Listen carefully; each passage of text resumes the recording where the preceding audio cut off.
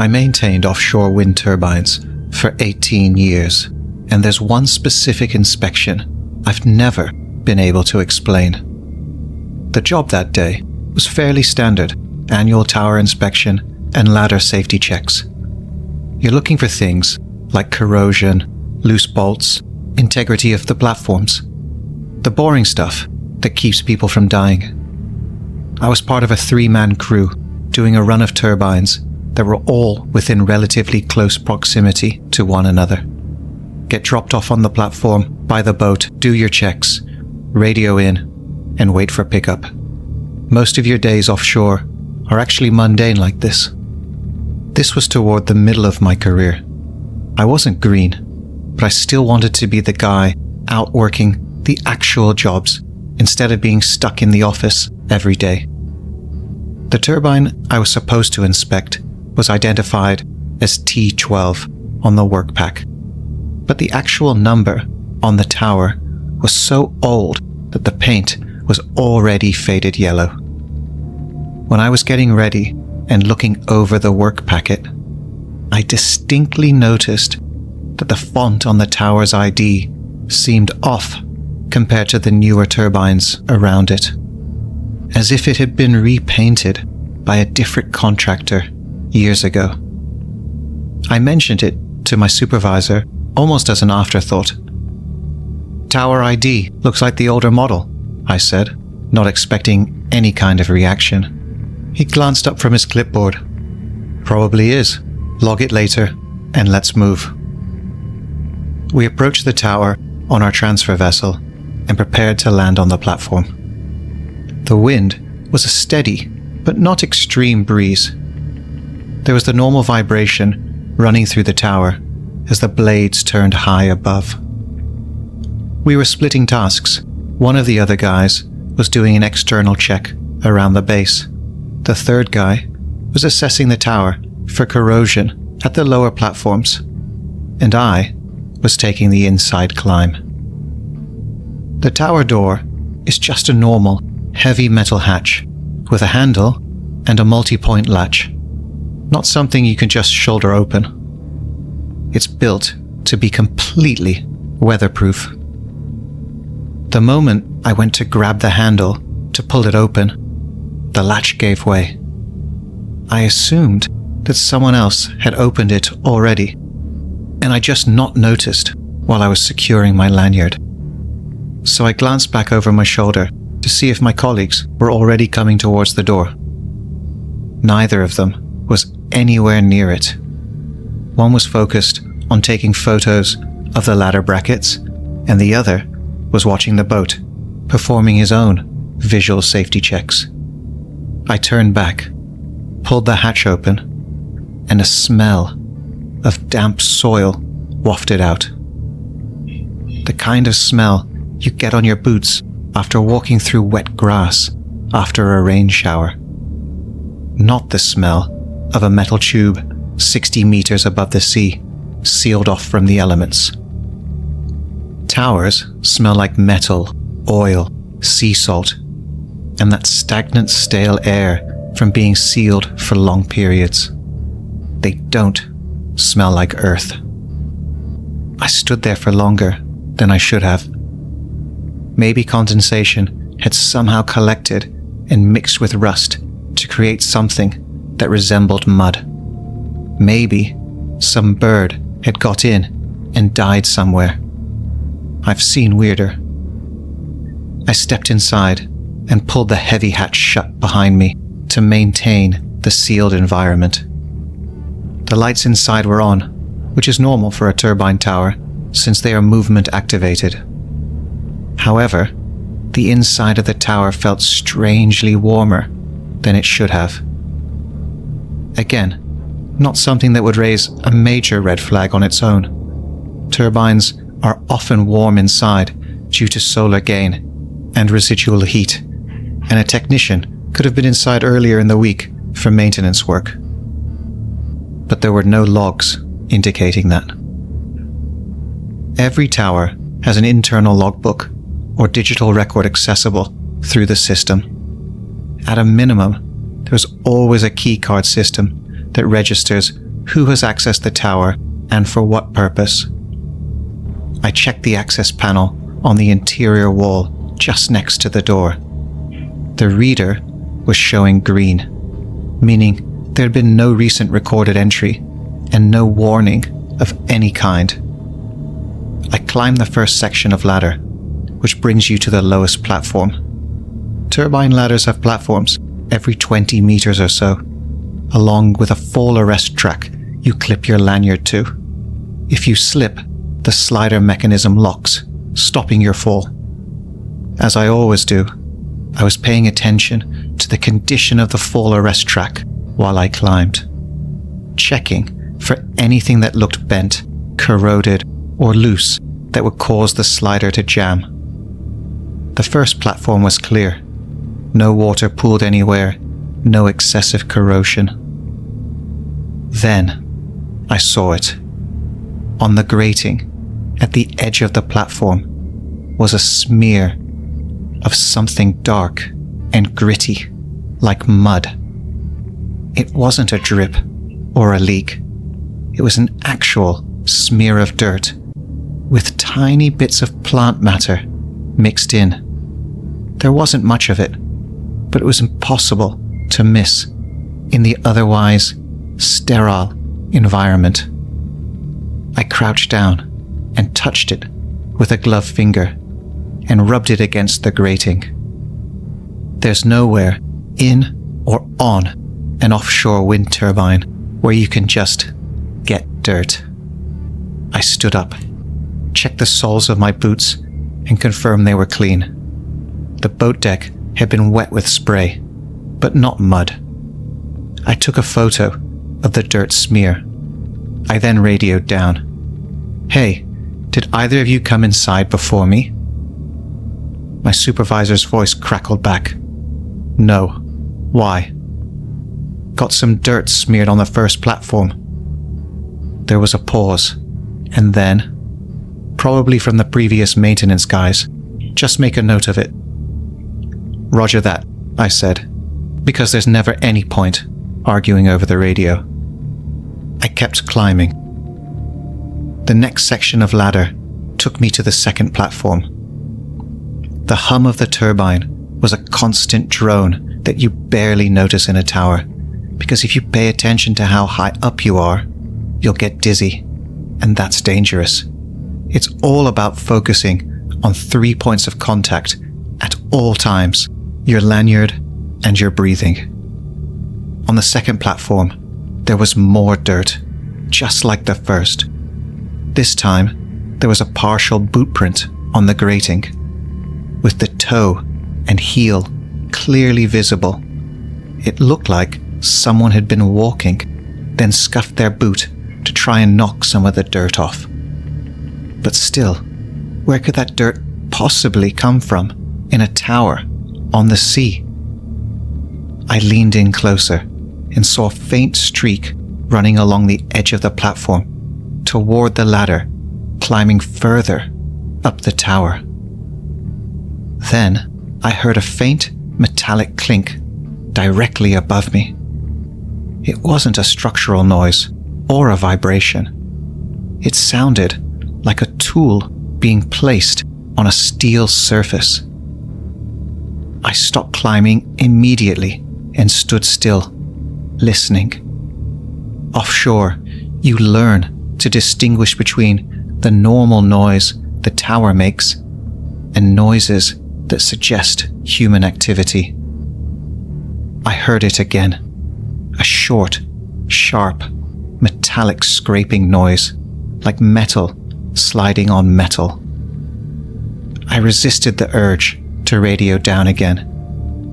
If you start talking about phantom noises offshore, you tend to get written up for creating unnecessary work or being a hazard. When I reached the third platform, the air had cooled significantly. The dirt was also more obvious on this platform. There were multiple smears and scuffs on the grating, and what looked like a drag mark along the ladder rail.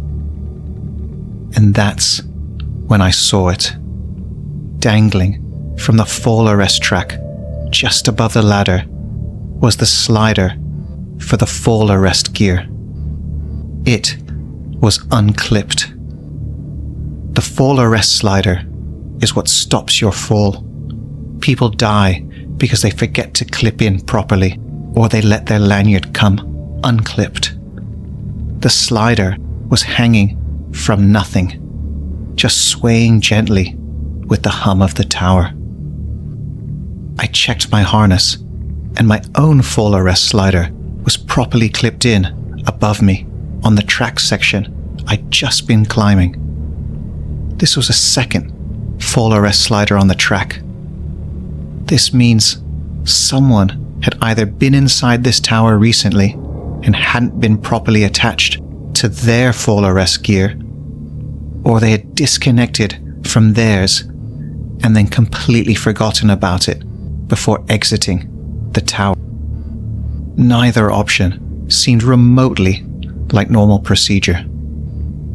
I searched for a logical explanation, but could think of none, especially alongside the dirt, the weird smells, and the tool noises. I radioed down again, trying to keep my voice even. I've got an extra fall arrest slider unclipped, midway up the tower. It's not mine. Take a photo and log it, my supervisor replied, his voice a bit sharper this time. We'll deal with it later, so we don't stop the schedule. Roger that. I took the photo and stood on the platform, listening. The tower hummed, a constant drone. The wind whistled through the metalwork, distant and muffled. Then I heard it again. A soft thump, like a boot landing on metal grating, followed by a faint rattle, like someone shifting a toolbox. I didn't immediately call in, "There's someone in the tower." In the offshore world, that's a serious accusation with severe consequences. If it's wrong, you can cause thousands of dollars to be lost in shutdown time, and the investigation alone is a headache. You only report something like that if you are absolutely certain and can back it up with undeniable evidence. So I kept climbing, because stopping mid-tower was its own kind of risk. I was scared, but because I'm stubborn, I needed to know what was going on, and my supervisor was the type who would reprimand you for pausing unnecessarily. When I got to the next platform up, the boot marks changed. They were deeper at the toe, and they were fresh. The mud was still damp. I touched it with my gloved finger and felt the grit. That's when I finally clicked into safety assessment mode. If there's someone in a confined vertical space who isn't accounted for, they're climbing without being attached to fall arrest gear, and I'm hearing noises above that suggest they're active, then I'm in a dangerous situation. Putting myself in a position below an unknown person in a narrow tower is just asking for trouble. I stopped climbing. I clipped onto the platform anchor and stood there, looking up the ladder into the dim shaft. The lights were on, but the internal tower structure created many shadows. "Hello," I called out. My voice echoed up the shaft and came back to me, thin and distorted. Silence. Then, again, a sharp, metallic tap, followed by something like fabric brushing against steel. I radioed down one more time, still trying to maintain a neutral tone. "I'm aborting the climb. I've encountered clear evidence of recent activity in the tower." There was a long pause. Then my supervisor asked, "What kind of activity?" "Boot prints, mud, tool noises, I said. Silence again. Then, "You're alone up there." "That's the problem," I said. Then he said, much more quietly this time, "Come down." It's not easy to descend when your hands are sweating and you're fighting the urge to glance up. I unclipped from the upper platform and carefully started down, slow and steady, keeping my weight centered, feeling the hum vibrate throughout the steel rungs. About halfway down the tower, the tool noises started again. This time, much closer. Not several platforms above, just one or maybe two platforms up. I didn't stop. I kept climbing down.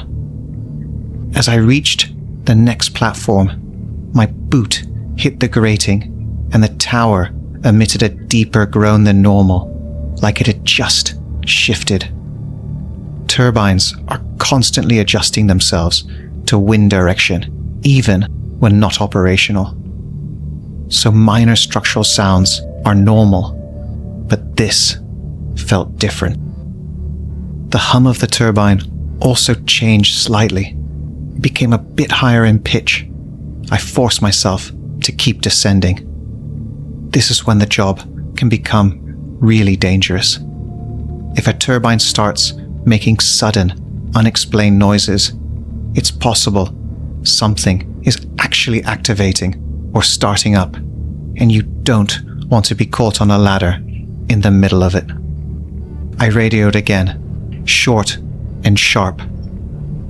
"Any changes to the turbine state? Any remote commands to this unit?" Static. Then my supervisor. "No, it's locked out. Keep coming down." Understood. I continued down, and the hum of the turbine slowly settled back to normal. When I reached the bottom, I looked back at the lowest platform. The smear of mud I had photographed earlier was there, but now there was a fresh drag line through it. I didn't pause to take another photo.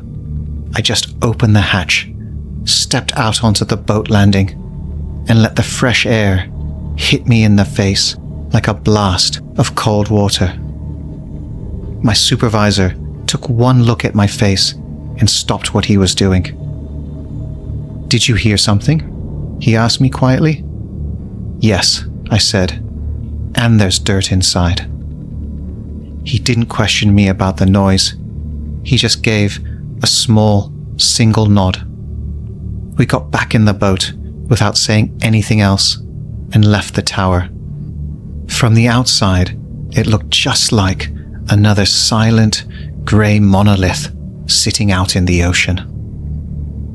Back in the office on shore, I filled out the report on the tablet. I stated the facts. Access hatch found unlocked upon entry. Dirt-like residue found on internal platforms.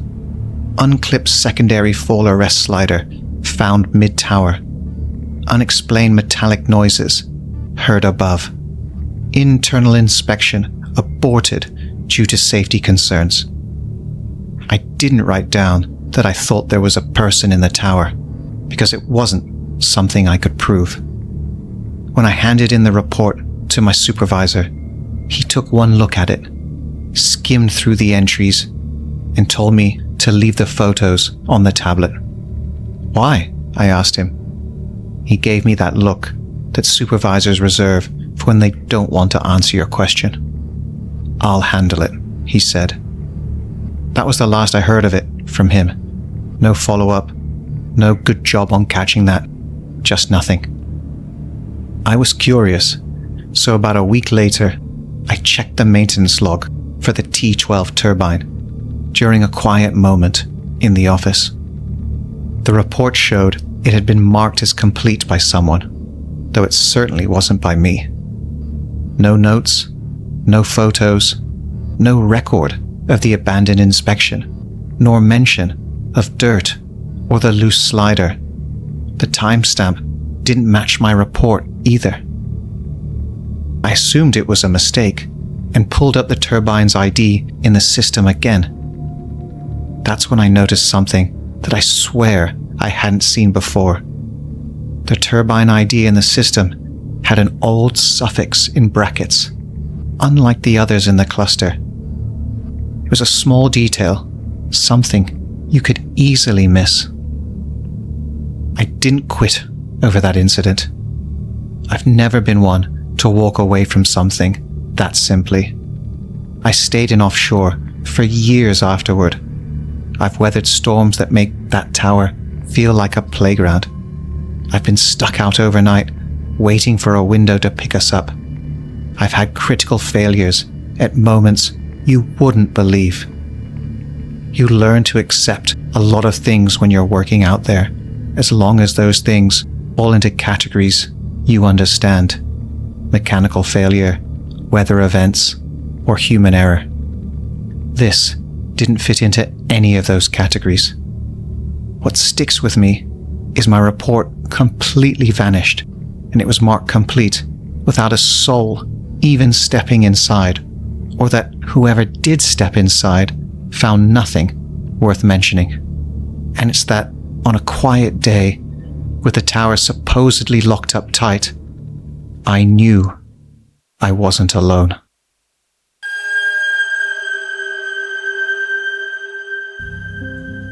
I shouldn't have stayed for the milk and cookies. We called it the clubhouse, even though it was Mark's basement. The ceiling hung low. Someone's dad had donated an old couch that we had pushed up against the wall. It was somewhere for us to just hang out. We had used it since school. We played music, video games, flipped through magazines. Mostly, we just avoided responsibilities. Tonight, it was just me and Mark. The other three had bailed earlier. We planned to watch a movie, but hadn't decided one we could both agree on. After a bit, he said he was tired and went upstairs for a drink. I stayed downstairs. My eyes were wandering around the room, looking at nothing in particular. Then, I saw the paper. It looked like a page from an old notebook, rough around the edges, starting to turn yellow. It was folded once and wedged in between two cinder blocks near the back wall, close to the floor. I walked over and pulled it out from the tiny crack in the bricks. When I opened it, the handwriting was smudged and shaky. If someone finds this, please help me. I am trapped somewhere, but I don't know where. It's dark, and I can hear people walking. That was all there was. At first, I thought it must have been a joke. Something dumb Mark or one of the guys had written as a prank for someone to find. I peered through the opening, but couldn't see anything. It was way too dark. I pressed my ear to the concrete, then knocked. It was solid. I looked around the room some more, but the walls were bare, except for the two group photos of when there were 6 of us. I shouted up for Mark. No answer. I folded the paper and put it in my pocket. Soon after, Mark came back down. I was about to show him, but something stopped me. I said I felt unwell and tired too, so told him I was leaving. He shrugged and said he hoped I felt better tomorrow. Just as I reached the bottom of the stairs, the door opened at the top. His mom was at the top step, holding a tray with cookies and milk. She always still makes them, like we are 12 years old. She told me to wait and take some before I left. They smelt so warm and sweet. I waited downstairs for her and reached out to take some. That's all I remember. I just woke up 20 minutes ago, and after realizing where I was, needed to write down what I could still remember. I'm not sure how they didn't find my phone on me, but the battery is running low. Right now, I can't tell where I am. The whole room around me is concrete. It's really small. My legs can hardly stretch out. It feels like it was built for one person. There are no windows, and I can't work out where the door is either. But one wall has a thin seam. The air smells like damp dust and bleach. I tried shouting out for anyone, but it was just silence back. I've heard footsteps outside the wall. They're slow and careful, and then they move away. So if anyone is listening to this, oh wait, the footsteps are coming closer this time. I need to turn off the phone light. I think they're coming in. Please send help. The clubhouse is at 10678.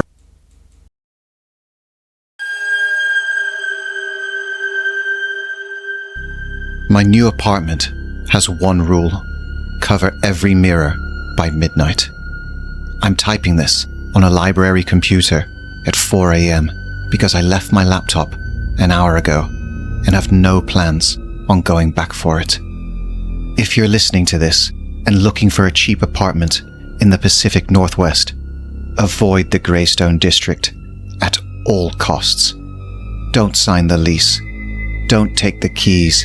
And for the love of everything holy, if you see an addendum that reads Midnight Guest Protocol, get the hell out. I thought I was slick.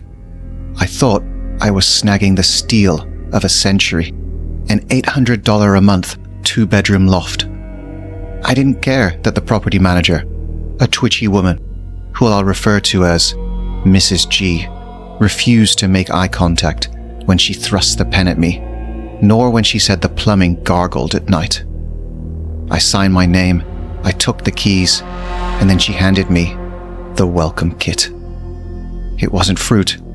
It was a toolbox containing 3 rolls of industrial gaffer tape, a pile of thick blackout curtains, and a single sheet of paper with bold, capitalized, bizarre instructions. The rules are non-negotiable, she warned me. Eviction is the least of your worries if you disobey them. I laughed in her face. I'm not laughing now. I'm a junior architect, which is a fancy way of saying I work insane hours for poverty wages. I needed to be within walking distance of the firm, and these lofts seemed perfect. The floor-to-ceiling windows, exposed brick, and industrial chic looked like the interior of a high-end design magazine. During the showing, all the windows were covered with the thickest drapes I'd ever seen, and even the bathroom mirror, a giant antique bolted to the wall, was shrouded in a black sheet. Mrs. G explained it away as the previous tenant being a light-sensitive hypochondriac. But when it came to signing the lease, she flipped to page 14. Clause 7, she whispered. The Midnight Guest Protocol. It read as follows. Tenant agrees that between 2:14 a.m. and 4:44 a.m., all reflective surfaces in the unit must be covered. This includes, but is not limited to, mirrors, windows, televisions, and unpolished metallic surfaces. Failure to comply shall be construed as an invitation. Management is not liable for any physical or psychological distress incurred due to an invitation. I asked her if this was a joke, if the building was haunted. Mrs. G did not laugh. She just tapped the paper with a chipped nail. This is a term of occupancy. The reduced rent accounts for the inconvenience. Do you want the apartment or not? I was broke and desperate. I signed the lease. I assume I'd play along with their stupid superstition for a few months, save some money, and get the hell out. I don't believe in ghosts. I believe in contract law and cheap rent. The first night, I moved my stuff in. I was thoroughly embarrassed, but did my rounds covering the reflective surfaces. I set an alarm on my phone for 1:50 a.m., got around the apartment and pulled down all the curtains, threw a towel over the bathroom mirror, and spun the computer monitor around. It felt like a toddler playing hide and seek. The first week was incredibly uneventful. A bit boring, really. I would do my rounds and then drift off to sleep to the muffled sound of traffic. The walls are very thick, concrete and brick, so once the curtains are drawn, you're in your own sealed-off little world.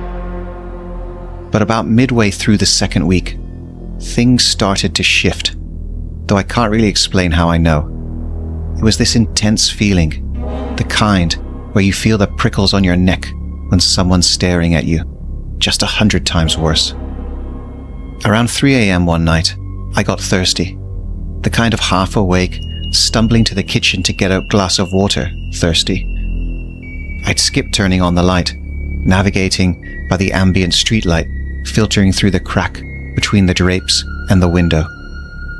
I grabbed a clean glass off the dish rack and turned on the tap. When I raised the glass to my lips, I froze. My microwave. I'd completely forgotten the door. It was black glass and shiny, a perfect mirror of the dark kitchen behind me. Except it wasn't.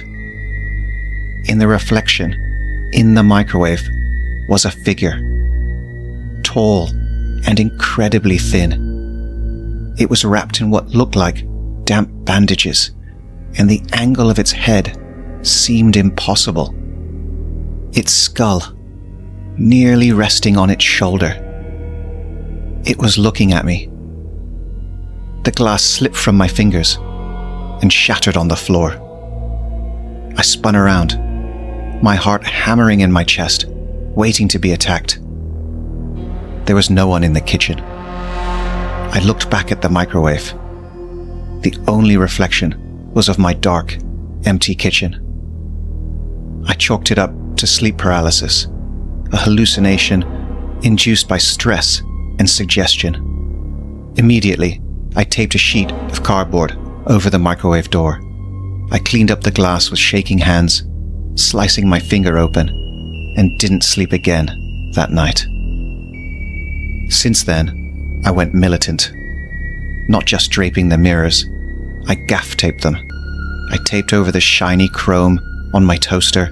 I taped over the glass front of my oven. I even put a matte screen over my laptop and my phone, and I still shut it down and buried it under my pillow way before 2:14 a.m. I started doing research by going to the city archives. The lofts were a textile factory back in the 1920s that caught fire in 1928. 12 people died in a room lined with mirrors. Then I looked into the tenants before me. They didn't just move out. I found a police report for the apartment 3 doors down. Domestic disturbance call. They found the tenant screaming in the bathroom, clawing at the mirror, saying, "It's not me. That's not me in there." I should have left then. I should have paid the lease break fee and slept in my car. But humans are stubborn creatures. I told myself I had this under control. I had a system. As long as I stuck to the rules, the midnight guest could not enter. The lease stated that an uncovered reflective surface was an invitation. If I did not invite it, it could not enter. It had rules. But I forgot one detail. The most dangerous reflective surface is not a mirror or a window. Tonight, I had a deadline on a huge stadium rendering for work. I was running on caffeine and sheer anxiety. I stayed up late, and the time hit 2 a.m. I saved the project, shut down the computer, and did my rounds. Big mirror covered, checked the windows, checked the appliances, felt safe. I went into the bathroom to brush my teeth, leaving the hall light off and a dim night light on, so that the chrome of the faucet wouldn't unexpectedly flash and startle me into catching my reflection. I spat in the sink, watching the water swirl down the drain. But then, the water stopped draining. The water gathered in the white porcelain bowl of the sink. It rose, dark and still. And there it was, a perfectly circular, reflective surface. I stared down at it. I couldn't tear my eyes away. I saw my own face in the reflection of the still water. But the reflection was wrong. My reflection was not looking down into the sink. It was looking straight ahead at me and smiling. It wasn't a human smile. It stretched way too far. The eyes in the reflection were entirely black. Not the normal black with a white dot of a pupil, just an abyss where an eye should be. I tried to step away. I tried to scream, but I was frozen. The guest wasn't behind me this time. It was in the reflection, and it was rising. The water in the sink began to ripple, not from the drain, but from the center, as though something were pushing up from below. My reflection's hands began to emerge, not down into the sink, but up, out of the water. Icy, cold fingers gripped my throat. They felt solid, like iron.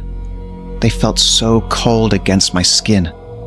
I could feel the chill penetrate my shirt, smelling faintly of stagnant rot and copper. I was pulled downward. My face was only inches from the surface of the water, as those two black holes in the reflection of my own face fixed on mine, and a voice resonated, not in the room, but in my own skull. Thank you. I thrashed, kicked, my arm flailed, and knocked over the heavy porcelain toilet tank lid. Without thought, I swung, smashing the toilet tank lid down onto the sink. The ceramic cracked and the sink broke apart, water spraying everywhere, drenching my legs. The reflection shattered into 1,000 glittering wet pieces. The grip around my throat released immediately. I tumbled onto the tile floor, gasping for air, coughing. Silence. The water drained away into the cracked porcelain below where the pipe had burst. I crawled backward, crab-like, out of the bathroom and slammed the door shut. I didn't stop, grabbing my wallet and bolted out the apartment door, leaving it wide open behind me. I ran down 6 flights of stairs because I couldn't bear the idea of stepping into the mirrored elevator. Out on the street, it was pouring with rain. I stood on the sidewalk, my clothes soaked through to the bone. And it was then I realized what I had really done wrong. I looked down at a puddle on the sidewalk. No reflection. I looked in a shop window. Nothing. Checked the side view mirror of a parked car. Empty. I don't cast a reflection anymore. Well, not one that I can see anyway. But in the corner of my eye, I see something. The midnight guest. Walking where I'm walking. A split second behind. Getting closer to the surface with each moment. Whatever it was that crawled out of that sink, I don't think it was just me. And the thing that's tailing me, I think it's just waiting for me to stare at a mirror long enough so it can fully emerge. So I'm warning you, if you want to rent a loft in Greystone, don't sign if you see that clause. And if you're listening to this on your phone or your laptop right now, please don't keep staring when the screen goes black.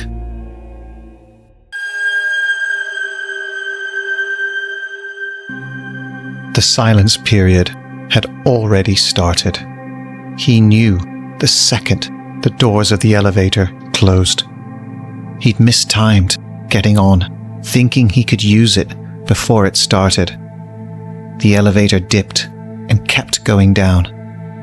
Somebody was in here with him. They were pressed into the far corner, hand against the railing, breathing too fast. He saw the panic on their face. Their eyes kept darting to the panel and back, as though trying to accelerate their destination with their gaze. He noticed the sweat, a dark curve spreading out from their shirt collar. The indicator on the panel froze. The elevator slowed and then suddenly stopped. The other person lunged forward, hands braced on their knees, and expelled a breath that was more of a gasp. They kept it quiet. He took a step towards them without thinking. The word died in his throat, not because he'd wanted to stop, but because thinking about saying it produced a feeling of resistance that he couldn't push through. He reached out and hit the emergency button instead. A green light instantly illuminated around the button. Request acknowledged. He waited stupidly for the voice. There wasn't one. There never was during silence. The other person slid down the wall, legs folded awkwardly underneath them, their breath caught in the back of their throat. He crouched down beside them, his hand hovering near their shoulder. He wanted to ask. He didn't. He reached for the doors, pushed the button. Nothing. Pressed his hands to the seam between them and pulled. They didn't move. He hit the emergency button again. Request acknowledged. He stood and kicked the wall, a sharp sting of pain shooting up his leg. He kicked it again, then banged against the doors. 3 hard blows, a pause, then 3 more.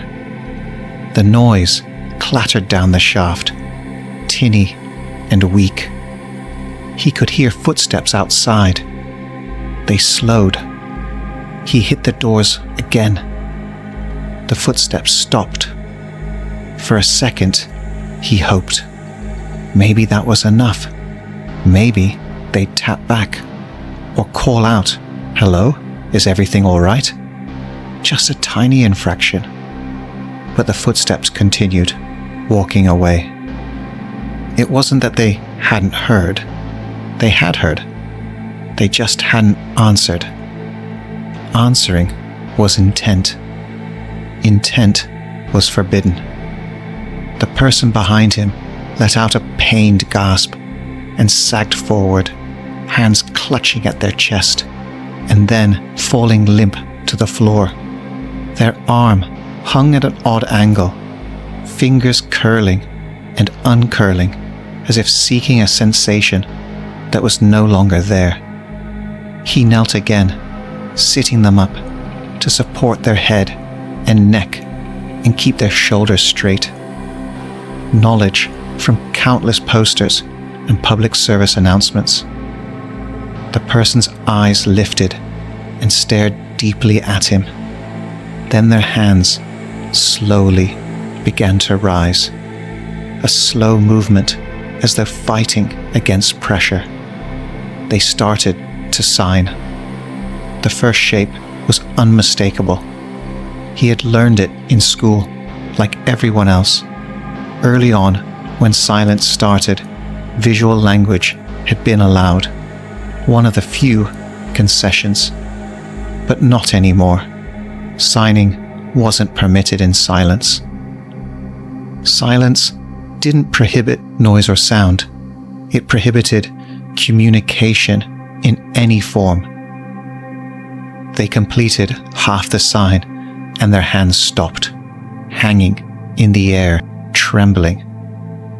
Their eyes darted to the camera in the corner of the ceiling, then back to him. They dropped their hands. Their breathing faltered.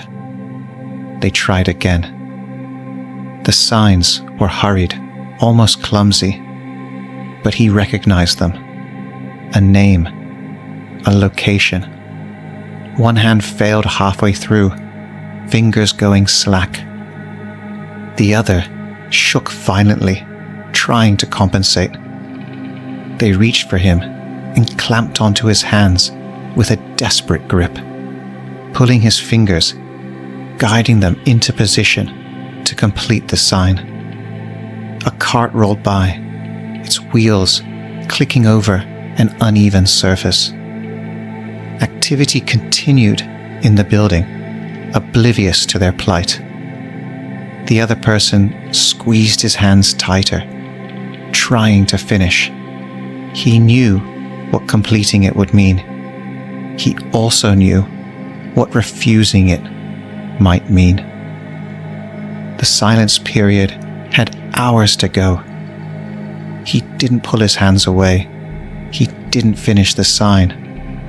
The elevator remained still. And somewhere above them, they were being watched. Some hours passed, and the elevator still had not moved. The other person's weight pressed harder against him now. Their head, unable to stay up, dropped forward onto their chest.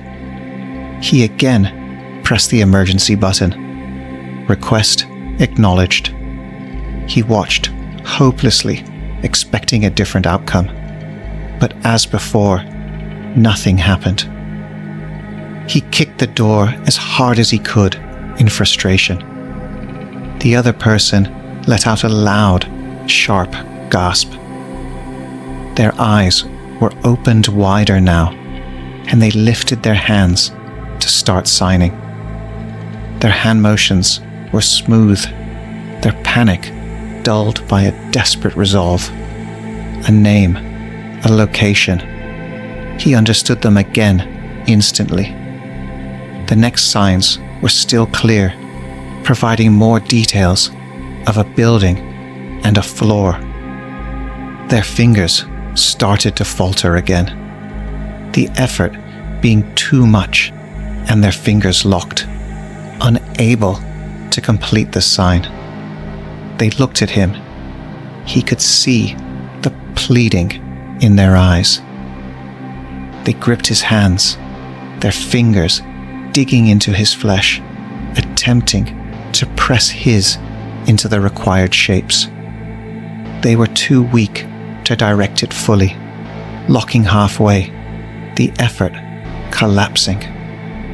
They sighed and let out a weak moan as their head fell back against the wall. He glanced at the ceiling panel, at the black camera directly above.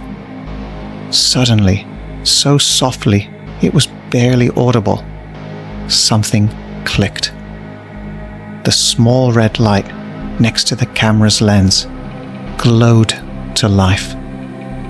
He froze. The camera tilted, a micro adjustment to center the frame. It had been offline, or maybe it had been watching the whole time, and now they wanted him to know. Their hands trembled violently as they tried to reach for him again. He thought about speaking. One word: help. It would require less energy than resisting. His mouth opened slightly, and air passed his tongue. His voice died in his throat, caught between thought and fear. Everyone knew that violations were not punished immediately. All evidence was gathered first, then analyzed later. Before he could think about it further, the other person's body started to convulse. Their eyes rolled slightly back before struggling to focus. He helped pull up their shoulders, getting them upright again. They tried to perform the signs. This time, the motions were shaky and clumsy, but he understood. the same name and location, as if they were afraid he would forget if they didn't keep signing them. A distant, metallic thud echoed up the elevator shaft, followed by a vibration that thrummed through the floor. The elevator lights flickered, a single, brief flash. He jumped. It looked as if they were starting up, but the vibration subsided, and it didn't move. The other person's fingers twitched against his wrist, pulling at his arm, guiding his hand, pressing the shapes into place and trying to finish the sign. He looked down at the grip on his hand. He could feel their failing muscles at work and hear their breath faltering again. He thought about the time, that there was no way to measure how far into the silence it was. Did they only have minutes left, or still hours? He didn't want to imagine still being here when the other person stopped breathing altogether, when the doors opened and the questions he wouldn't want to answer started coming. He pulled his hand away gently, just enough to stop the sign. The other person looked at him. There wasn't anger or fear in their eyes, but a sense of knowing the impossible position he was in. Their grip relaxed. Slowly, their fingers slipped from his skin. They collapsed into his lap. The elevator felt smaller and the air thicker. He stood up sharply and pushed the emergency button again. Request acknowledged. He banged his fists violently against the doors, at a loss for what else he could do. The other person started coughing, then choking. He looked back instantly. Their head was tilted against the wall, their eyes now only half open. He crouched down, supporting their neck. Their chest rose and fell. It paused and rose. The pause lengthened each time, his own breath feeling impossibly loud in his ears. The red light on the camera glowed steadily. He stared at it and wondered if whoever saw it would understand the distinction between doing and failing. He felt a faint twitch of the person's fingers against his arm. He took their hand without conscious thought. Their grip barely returned the pressure. No more signs, no more strength. The elevator lights flickered once, longer this time. He looked at the panel. The number blinked and changed. The elevator lurched violently, throwing him against the wall. The other person slumped, their weight dragging at his arm. The elevator hum intensified as it started to move. And then the other person stopped breathing. The silence period ended as it had begun, without announcement or notice. The elevator pitched, steadied, and then began to descend. The other person leaned onto him as the motion began. Their weight dropped fully against him, and it felt like a finality he had already known. He shifted automatically under the pressure, lifting their shoulders, angling their head, same as he'd been doing for what seemed like hours. It elicited no response. The elevator slowed to a stop, and the doors opened. People were outside, not gathered or waiting to help, just going about their normal routines. Someone stopped, though, and recognized the situation immediately, pressing the emergency button on the panel, and said, Medical emergency. Then events followed quickly after that. Emergency services arrived in minutes, fast enough to feel deliberate, as if they had been waiting for the silence to end. They moved with an efficient rhythm, gloves snapping, equipment unfurling, a strong hand firmly guiding him away as the other body was transferred onto a gurney. A pulse checked, then rechecked. "He's gone," said a voice that sounded unnervingly flat. The time of death was indeterminate, just that it happened during the silence. One of the officers asked him questions, briefly checking a tablet, showing the elevator camera feed, then turned back to him. No questions about what had occurred between the floors. Nothing about the attempts to sign. Nothing about what he had almost done. They were procedural questions. Did you press the emergency button? Yes. Did you attempt to signal physically? Yes. Did you remain in the elevator until the period of silence ended? Yes. The questions were calm, delivered in unremarkable tones. The answers were sufficient. He found himself waiting for a particular question to arrive, whether he had spoken. One of the officers nodded, tapped something on a data pad. "Thank you for staying calm," she said, not looking up. "And for your cooperation," added another, already turning away. Neither asked if he had completed the sign. Neither asked what choice he had made. There was no need to. He remained off to one side, watching the stretcher being wheeled away. His throat felt parched.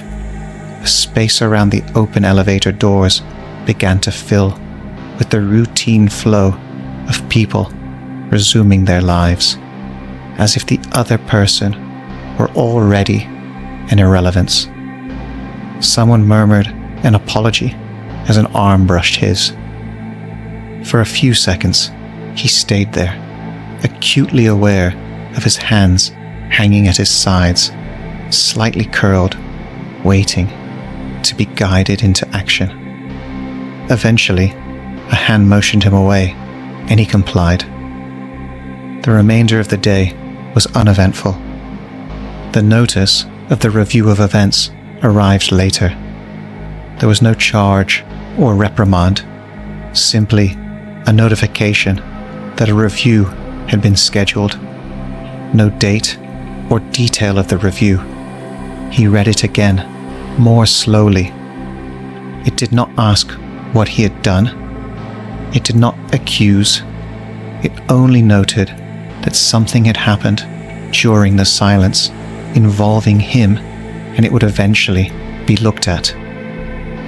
Days passed. As the next period of silence approached, he felt the familiar tension with a newfound clarity. Meetings being rearranged, stairs being chosen over elevators, and building exits being approached with greater frequency. No one talked about it, because no one ever did.